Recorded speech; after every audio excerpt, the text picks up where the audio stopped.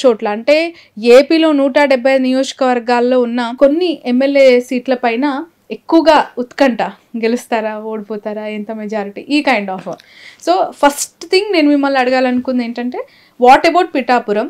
పవన్ కళ్యాణ్ మీద బెట్టింగ్ వేస్తున్నారు, లక్షల్లో కోట్లలో పెట్టేస్తున్నారు. ఇంకా నేను అసలు ఈ రోజు ఇంటర్వ్యూకి రావడం కారణం అది. ఆల్రెడీ ఓటర్లు వేసిన ఓట్లు నిక్షిప్తం అయిపోయి ఉన్నాయి, దాన్ని ఎవరూ మార్చలేరు. కానీ ఈ 10 రోజుల నుంచి నేను చూసిన, లాస్ట్ టైం ఇంటర్వ్యూ చేసిన తర్వాత చూసినప్పుడు ఏమైందంటే, బెట్టింగ్లు కాసి మోసపోతున్నారు, అది మంచి పది కాదు. దాన్ని నేను రియలిస్టిక్గా ఫిగర్స్తో నేను అనలైజ్ చేసి వాళ్ళకే విజ్ఞతగా వదిలేసి మోసపోవద్దని చెప్పడమే నా ఉద్దేశం. ఆ ఉద్దేశంలో ఎస్పెషల్లీ పిఠాపురం పవన్ కళ్యాణ్ గారి మీద ఉన్న మోజు కొద్దీ చాలామంది ఎక్కువ బెట్టింగ్లు ఎక్కువ ఆఫర్ చేస్తున్నారు. 50,000 మెజార్టీ వస్తుంది, 1,00,000 మెజార్టీ వస్తుందని వేస్తున్నారు. కానీ నేను ఆయన గెలవాలని కానీ ఓడిపోవాలని కానీ, అలాగే అవతల వైపు వంగాగీత గారు ఆవిడ కూడా గెలవాలని కానీ ఓడిపోవాలని కానీ నా ఉద్దేశం కాదు. కానీ అసలు గెలిస్తే ఎంత మెజార్టీ వస్తుంది, ఓడిపోతే ఎంత మెజార్టీ వస్తుందని 2 సినారియోస్ తోటి మీకు ఎక్స్ప్లెయిన్ చేసుకున్నాను. ఇప్పుడు మీరే డిసైడ్ అవ్వండి. బెట్టింగ్లు కాసి మోసపోవద్దు, ఇదే మీ agenda. Yes.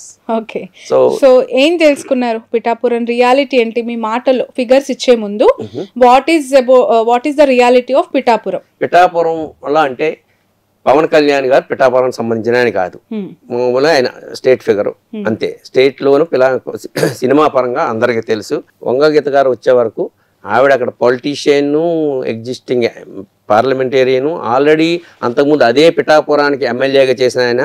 Person to person ఇండివిజువల్గా ఆమెకి సత్సంబంధాలు ఉన్నాయి ప్రతి ఒక్కరితోటి. అయితే ఇక్కడ ఏంటంటే, అక్కడ అందరూ చెప్పుకునేది ఏంటంటే, పవన్ కళ్యాణ్ గారు అది క్యాస్ట్ మేజర్ ఫ్యాక్టర్ అయిపోయింది. ఇక్కడ పవన్ కళ్యాణ్ గారు కాపు క్యాస్ట్ కాబట్టి అక్కడ కాపులందరూ ఆయనకు ఓటేస్తారని. అదే విషయంలో మళ్ళీ వంగాగీత గారు కూడా కాపే కాబట్టి మళ్ళీ ఆమె కూడా ఏం తీసిపోదని, ఇలాంటి రకరకాల ఊహాగానాలతో రియాలిటీ తెలియకుండా ఎక్కడో వేరే దేశాల నుంచి వచ్చి ఆయన మీద ఉన్న మోజు కొద్దీ బెట్టింగ్లు కాస్తున్నారు. అది 50,000 1,00,000 ఏంటి అనేది. బట్ రియలిస్టిక్ గా అక్కడ ఉన్న ఓటర్ని బట్టి ఆవిడ చేసిన కృషి, అలాగే ఈయన మీద ఉన్న మోజు, ఆ రెండాటిని తోటి ఎక్స్ప్లెయిన్ చేస్తూ క్యాస్ట్ ఎలా ఓటు వేసి ఉంటారో 2 సినారియోస్ ద్వారా ఎక్స్ప్లెయిన్ తెలుసుకున్నాను. దాన్ని బట్టి మీరు డిసైడ్ అవ్వండి. ఓకే. యాక్చువల్గా ఏమవుతుందంటే, పిఠాపురం నియోజకవర్గంలో 2,38,000 మంది ఓటర్లు ఉన్నారు. మొన్న ఎగ్జాక్ట్గా 86% 2,04,000 మంది ఓటర్లు ఓటు వేశారు. సో ఓటు వేసిన వాళ్ళు కాపులు అక్కడ 76,000 మంది ఉంటే ఓటు వేసిన వాళ్ళు 65,000 మంది. ఎస్సీ ఎస్టీ 46,000 మంది ఉంటే 39,000 మంది ఓటేశారు. సో అక్కడ కాపు క్యాస్ట్ 76,000 మంది ఉన్నారు, 65,000 మంది ఓటేశారు.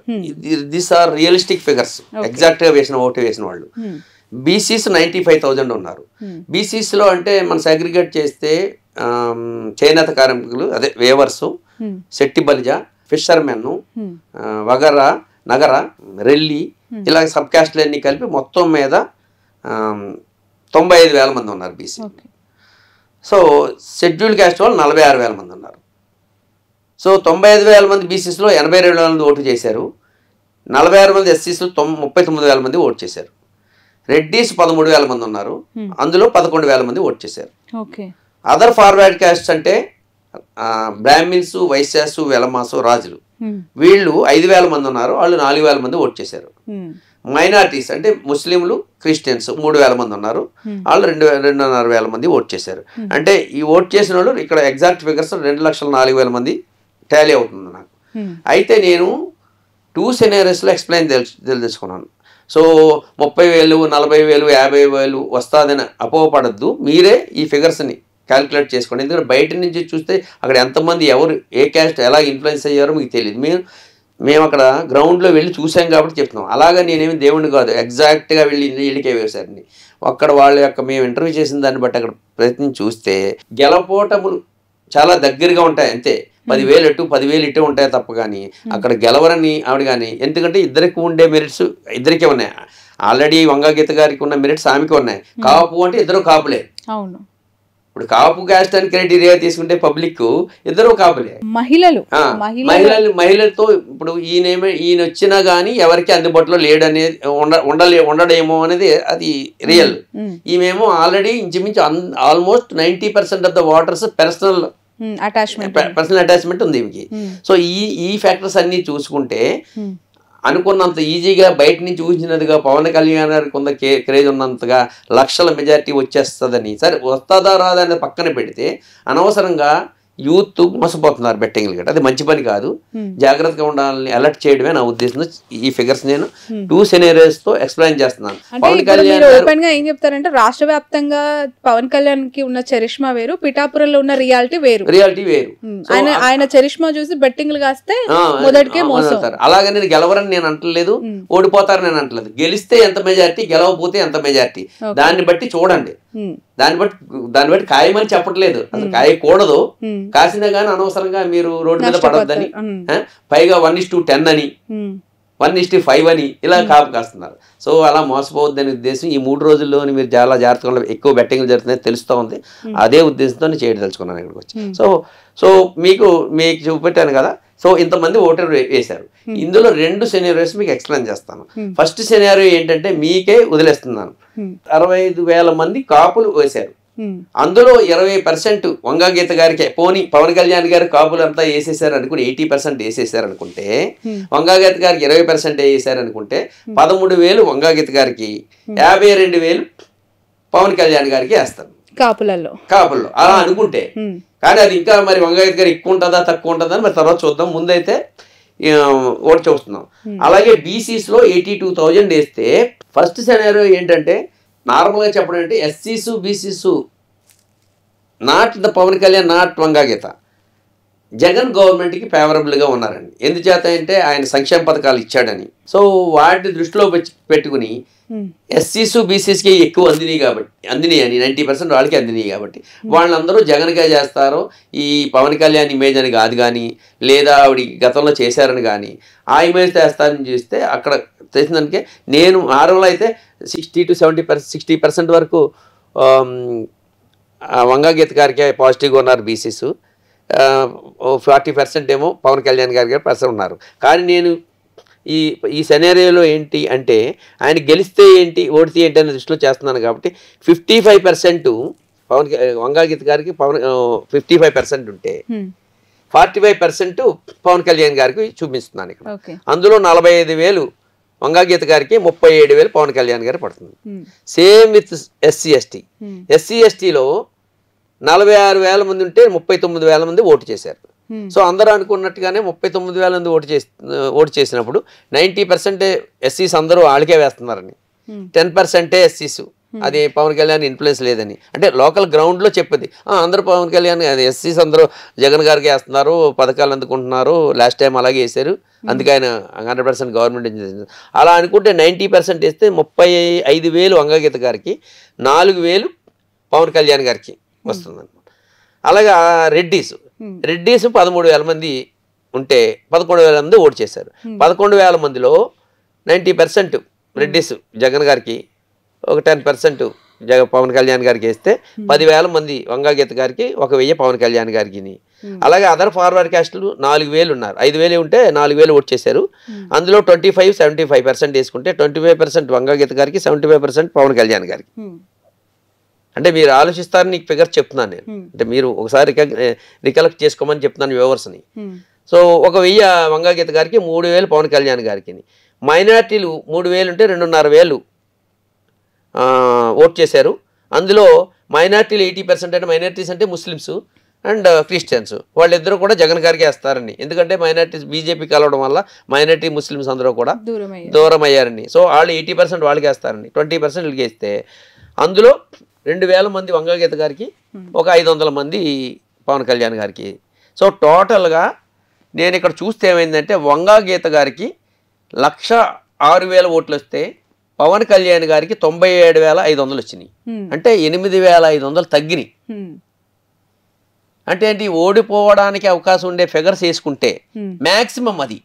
అంటే నిజంగా ఓడిపోవాలని కాదు, ఎవరైనా ఎవరు గెలిచినా మంచిదే అని అనుకుంటే ఫస్ట్ సినారియోలో ఓడిపోతే ఎంత అనేది మీకు ఫిగర్స్తో చూపెట్టాను నేను. జస్ట్ 8,000 ఓడిపోవడం వచ్చినా ఏదో 3,000 నుంచో 4,000 నుంచో 5,000 నుంచో మ్యాక్సిమం 7,000 ఓడతారు. సరే ఇప్పుడు అందరూ ఆయన గెలుస్తారనేది కదా, సరే గెలిస్తే ఎంత మెజార్టీతో గెలుస్తారనే దానికి మీకు ఇంకో నెక్స్ట్ సినారియోలో చెప్తాం అనుకున్నా.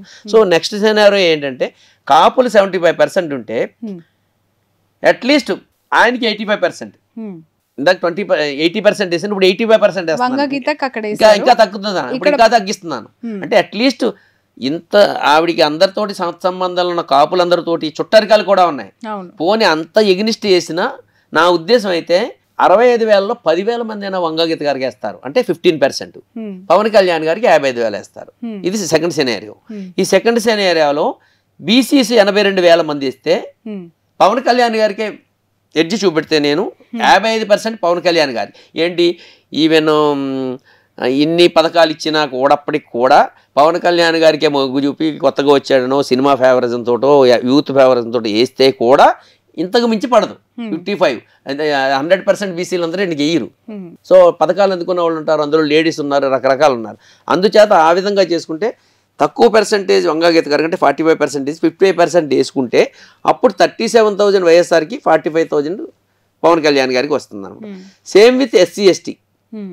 ఎస్సీ ఎస్టీలో కూడా అందరూ అనుకున్నట్టుగానే దాన్ని ఎవరు మార్చలేరు. ఎస్సీ ఎస్టీ 90% వైఎస్ఆర్కి అని, 10% పవన్ కళ్యాణ్ గారికి అని. ఇప్పుడు దాన్ని కూడా నేను ఎస్సీ ఎస్టీ 85% వంగగీత గారికి వేసి ఇంకో 15%, ఇంకో 5% పెంచి పవన్ కళ్యాణ్ గారికి వేసిన అందులో కూడా మీకు 33,000 వైఎస్ఆర్కి, పవన్ కళ్యాణ్ గారికి 6,000 వస్తుంది అనమాట. సో రెడ్డిస్ 13,000 అది మారదు. ఎవరు ఇక్కడ ఫేవరిజంతో సంబంధం లేకుండా ఇంకా క్యాస్ట్ వైడ్ డివైడ్ అయిపోయారు. కాపులు అని ఆయన నిలబడ్డాడని, ఈయనేమో రెడ్డి అని. సో కాబట్టి వాళ్ళు రెడ్డిస్ 10,000 వైఎస్ఆర్ కదా మారదు, 1,000 పవన్ కళ్యాణ్ గారికి ఏదో ఇంప్రెషన్ కొద్ది. అదర్ ఫార్వర్డ్ కాస్ట్లో 4,000 మందిలో 1,000 మంది వైఎస్ఆర్కి, 3,000 మంది పవన్ కళ్యాణ్ గారికి. Other forward caste brahmins YS 3,000 అటేస్తున్నాం, 1,000 25% ఇటేస్తున్నాం. సో మైనారిటీస్కి వచ్చే వరకు అది కూడా అది పవన్ కళ్యాణ్ గారికి పెద్ద పెరగదు, అది ఇటే ఉంటుంది. అది కూడా 80-20 వేస్తే నేను 2.5 2,500 ఓట్లు ఈయనకి వేస్తే, ఎవరికి వైఎస్ఆర్కి వేస్తే 500 ఓట్లు పవన్ కళ్యాణ్ గారు. ఆ విధంగా టోటల్గా పోలైన ఓట్లు చూస్తే ఇక్కడ 93,500 ఓట్లు వంగగీత గారికి వచ్చింది. 110 అంటే 1,10,500 ఓట్లు పవన్ కళ్యాణ్ గారికి వచ్చింది. అంటే ఇక్కడ డిఫరెన్స్ ఎంత వచ్చింది? 17,000 వచ్చింది. అంటే దిస్ ఈజ్ ద మ్యాక్సిమం. ఇంతకు మించి వచ్చే ఏ విధమైన అవకాశం లేదు. ఆయన గెలవడం వస్తే 20,000 లోపలనే గెలుస్తాడు. ఓడటం వచ్చినా కూడా 10,000 లోపలనే ఓడిపోతాడు ఆయన. 5,000 ఆ మధ్యలో ఉంటుంది అంతే తప్ప 30,000 వస్తుంది, 40,000 వస్తుందని, లేకపోతే 50,000 1,00,000 మెజార్టీ అని వింటున్నాం. సో ఈ మెజార్టీ వస్తుందని ఓటు వేసి మోసపోవద్దని నా విజ్ఞప్తి. బెట్టింగ్లు కాయొద్దు. రైట్. రామ్ గారు, మీరు ఇప్పుడు ఇన్ని ఆస్పెక్ట్స్ చెప్పారు. ఇంత గ్రౌండ్ రియాలిటీ అంటే సామాజిక వర్గాల వారీగా విభజించి విశ్లేషించి ఫిగర్స్ ఇస్తూ ఉన్నారు. ఓడిన 10,000 లోపు, గెలిచిన 20,000 లోపు అని చెప్తున్నారు. కానీ పిఠాపురంలో ఉన్న సినారియో అంతా ఎంటైర్లీ డిఫరెంట్.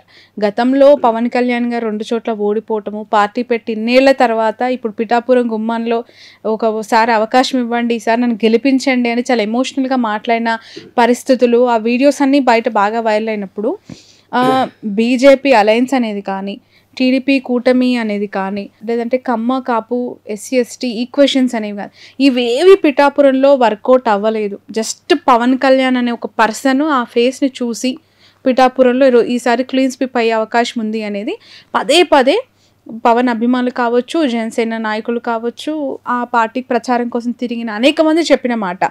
ఇవేమి అక్కడ కనిపించట్లేదంటారు? ఇదంతా అపోహ మాత్రమే. అమాయకులైన జన సైనికులు అపోహపడుతున్నారు. మీడియా కొన్ని మీడియా సంస్థలు ఇన్ఫ్లుయెన్స్ చేస్తున్నాయి. బెట్టింగ్ రాయళ్ళు బెట్టింగ్ కోసం చేస్తున్నారు తప్ప రియల్గా మేము చూసిన గ్రౌండ్స్లో చూస్తే అది ఏ విధంగా, ఎందుచేతంటే నాట్ ఓన్లీ వంగగీత గారు పవన్ కళ్యాణ్ కాపు అంటే ఇద్దరు కాపులే. ఇకపోతే ఎవరు ఫెమిలియర్ అంటే ఆవిడ ఆల్రెడీ వర్క్ చేసి ఉన్న ఆమె అందరికీ సుపరిచితురాలు. సో ఆమె పర్సంటేజ్ ఆఫ్ వ్యూలో చూస్తే అందరితోటి మమేకమై ఉంటుంది. కొంతమంది చాలామంది ఏమన్నా పవన్ కళ్యాణ్ గారు ఇవాళ వస్తారు వెళ్ళిపోతారు తప్ప తర్వాత ఆయన అందుబాటులో ఎక్కడ ఉంటారు ఇప్పుడే కలవడానికి ఉండలేదు. అని ఇది ఒకటి ఉన్నది. ఏ విధంగా చూసినా గ్రౌండ్ రియాలిటీ మాత్రం అది లేదు.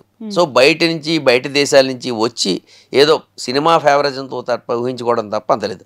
అలాంటి పరిస్థితులు అయితే మరి లాస్ట్ టైం 2 సార్లు ఓడిపోయారు కదా, అదంతా ఒకసారి ప్రూవ్ అయిపోయింది కదా, ఇట్స్ ప్రూవెన్ రిజల్ట్ అది. సో దాన్ని తారుమారు చేసేస్తూ లక్షల మెజారిటీ వచ్చేస్తుంది అనేది యాదృచ్ఛికం, అది కాదు, జరగదు అది. రైట్. ఓవరాల్ గా ఏపీ సిచ్యువేషన్ ఏంటంటే ఇంకా ఎగ్జిట్ పోల్స్ కి ఎన్నో రోజులు లేదు, మరికొన్ని అఫ్ కోర్స్ లెక్క పెడితే గంటల్లో బయటికి రావాల్సిన రిజల్ట్స్ ఇవి. మీకేమనిపిస్తుంది ఓవరాల్ గా అవుట్లుక్ ఆఫ్ 125 పార్లమెంట్ సెగ్మెంట్స్ కి సంబంధించి ఎంత ఫిగర్ మీరు అనుకుంటున్నారు, ఎంత ఓట్ ఆఫ్ పర్సంటేజ్ వీళ్ళకి ఫేవరబుల్ గా ఉంది అని యు ఆర్ అజ్యూమింగ్? ప్రభుత్వ వ్యతిరేకత ప్రతి గవర్నమెంట్ కి ఎప్పుడూ ఉంటది, అది సర్వసాధారణం. అది ఏంటంటే ఆ లిమిట్స్ ఎలా ఉంటాయంటే ఏదో 2% నుంచి 10% మ్యాక్సిమం ఉంటుంది, అంతకు మించి ఉండదు అది ఎప్పుడు కూడా. ఎక్స్ట్రీమ్ ఇన్సిడెంట్స్ ఏమైనా జరిగితే తప్ప ఏముండదు. ఇప్పుడు గవర్నమెంట్లో అలాంటి అపోహలు తప్ప అంత జరిగినవి ఏమీ కనిపించట్లేదు. ఇక్కడ 2 రకాలు, ఇక్కడ ఎవరు YSR, other major Chandrababu Naidu plus Pawan Kalyan గారు. లాస్ట్ టైం ఓటు బ్యాంక్ ఎంత వచ్చిందంటే 50.5తో వైఎస్ఆర్ గవర్నమెంట్ 151 సీట్స్తో ఫామ్ చేసింది. 39.5తో TDP, Janasena 5.5, BJP 1%, Congress 1%, others ఒక 3% ఇట్లా సీట్స్ వచ్చినాయి అప్పుడు. ఇప్పుడు వీళ్ళు ముగ్గురు ఎన్డీఏ కలిస్తే 46% అవుతుంది. అంతకుముందేమో 50.5% ఆడదండి. ముగ్గురు కలిపినా కూడా 46%. మీరు అనొచ్చు ప్రభుత్వ వ్యతిరేకత ఉంది కదా, తగ్గిపోతుంది కదా అని. ఎస్, 10% తగ్గిపోతుందని అనుకుంటే 50లోంచి 5% తగ్గితే మీరు అన్నట్టుగా ఏమవ్వాలి, ఈ 46కి యాడ్ అయిపోతే 51 అయిపోవాలి. కానీ ఇక్కడికి వచ్చేటప్పటికి ఏమైంది, ప్రభుత్వం చేసిన మంచి పనులు కొన్ని చాలా కనిపిస్తున్నాయి. ఏది ఆల్రెడీ ఓటు వెయ్యని 46% వాళ్ళకు కూడా చాలా మంచి పనులు కనిపిస్తున్నాయి. అంతకుముందు ఆయనకి తెలీదు జగన్ వచ్చి ఏం చేస్తాడు అనేది. ఆయన వచ్చి ఏం చేశాడు, చాలా సంక్షేమ పథకాలు పెట్టాడు. లేడీస్ ఆకట్టుకున్నాడు ఆయన, బీసీస్ని ఆకట్టుకున్నాడు ఆయన, అందరికీ సంక్షేమ పథకాలకి క్యాస్ట్, క్రీడ్, రిలీజన్, పార్టీతో సంబంధం లేకుండా అందరికీ అందుబాటులో చేశాడు. సో అందుచేత మేము ఓటు మళ్ళీ ఈ 46%లకు 5% 10% తిరిగేయడానికి అవకాశం ఉన్నది. సో అల్టిమేట్ గా చూస్తే ఏ విధంగా చూసినా ఎస్, ఇక్కడ ఏమైందంటే బీసీసు, ఎస్సీసు గవర్నమెంట్ ఫేవర్ గా ఓట్ చేశారు. గ్రౌండ్ లెవెల్లో చూసింది అది, ఇది అందరూ ఒప్పుకోవాల్సిందే. అలాగే ఫార్వర్డ్ క్యాస్ట్లు అపోజ్ చేశారు. అది రీజన్స్ ఏమైనప్పటికీ రకరకాల రీజన్ చెప్తారు. ఫార్వర్డ్ కాస్టల్ ఏం చెప్తారు, రోడ్లు వేయలేదనో లేకపోతే ఏదో డెవలప్మెంట్ లేదనో వాళ్ళు చెప్తారు. వీళ్ళేమో చెప్తారు, మాకు అన్ని అందున్నాయి, మాకు సంక్షేమం ఉంది, మీరు రోడ్లు వేసుకుంటారా, మీరు డెవలప్మెంట్ తర్వాత ముందు మాకు తినడానికి ఉండడానికి పెట్టుకాడు, అన్ని జగన్ ఇచ్చాడు, ఆయన అన్నీ నిలబెట్టుకున్నాడు, మళ్ళీ రేపు పొద్దున్న చంద్రబాబు వస్తే ఆయన తీసేస్తాడేమని భయం కొద్దీ వీళ్ళు ఉన్నారు. ఇక్కడ మనం చూడవలసింది ఏంటంటే పర్సెంటేజ్ ఆఫ్ ఓటు ఎవరు వేసారు అనేది.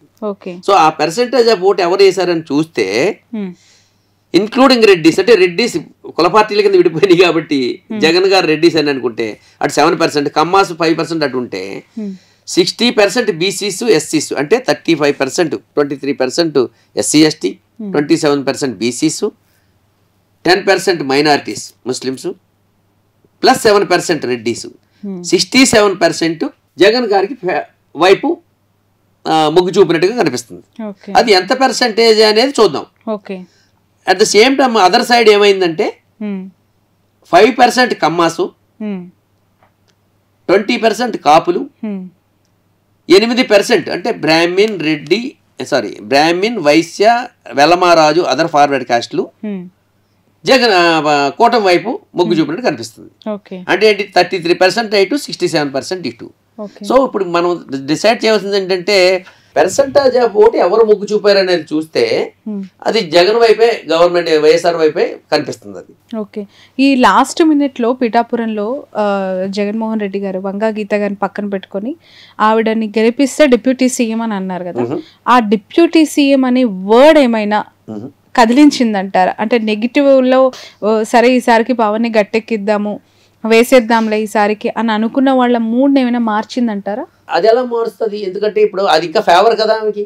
ఆమె అయితే డిప్యూటీ సీఎం అయితే అంత పని చేస్తుంది. అయినా పవన్ కళ్యాణ్కి ఏమి డిప్యూటీ సీఎం అని ఎక్కడ అనౌన్స్ చేయలేదు. అంతవరకు పవన్ కి వేద్దామని అనుకున్న వాళ్ళు ఈ డిప్యూటీ సీఎం అనగానే ఏమైనా మారిందా? ఎంతో కొంచెం ఉండొచ్చు, అంటే ఒరిజినల్ గా వాళ్ళకి మైండ్ సెట్ ఉంటది ఇంత అని, కొంత మారితే మారచ్చు. ఆమె దగ్గర ఉంటది, అంతా చూసుకుంటది అనే ఫీలింగ్ ఉండొచ్చు. అది ఎంత అనేది చెప్పలేము, డెఫినెట్ గా కొంచెం ఉంటది. ఎందుకంటే గెలిస్తే పవన్ కళ్యాణ్ గారు ఆబ్వియస్లీ ఎమ్మెల్యేగానే ఉంటారు. అది దాని మీద నమ్మకంలో చెప్పలేదు, వాళ్ళు ఉంటారని కూడా అనలేదు ఆయన. సో ఇలాంటి ఫ్యాక్టర్స్ ఉంటాయి అక్కడ.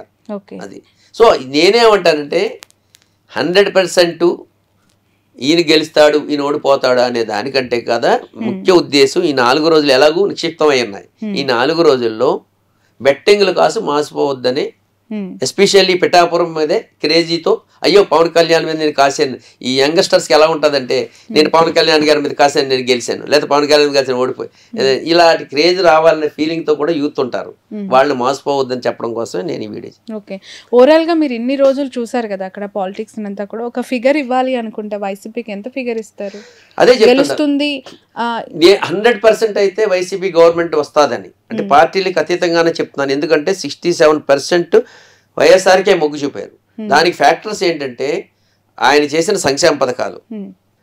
ప్రతి గవర్నమెంట్లోనూ pros and cons, merits demerits ఉంటాయి, కానీ ఇక్కడ వచ్చి మెరిట్స్ ఆయనకి ఎక్కువ కనిపిస్తున్నాయి. ఆ మెరిట్స్ ఏంటంటే సంక్షేమ పథకాలు ఇంపార్టెంట్. సంక్షేమ పథకాలు రాని వాళ్ళు, సంక్షేమ పథకాలు అవసరం లేని వాళ్ళు, మా రావనుకున్న పర్సెంటేజ్ పీపుల్ తక్కువ ఉన్నారు.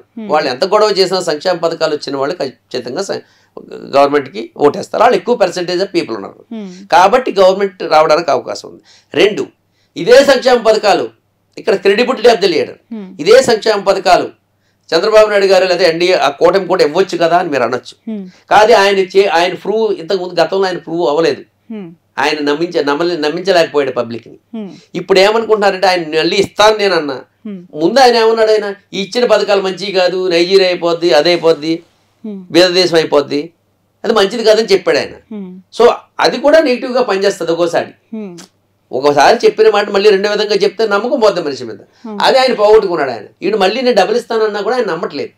ఉన్నదే పోగొట్టుకోవడం కంటే ఆయన వస్తాదనే దానికంటే ఎందుకనే ఉండదు. సో నా ఉద్దేశం అయితే ఈ ఎంత ఇన్ఫ్లుయెన్స్ చేసినప్పటికీ అపోజిషన్కి ఆ స్ట్రెంగ్త్ రాలేదు. ఉన్న గవర్నమెంట్ దించేటంత స్ట్రెంగ్త్ రాలేదు.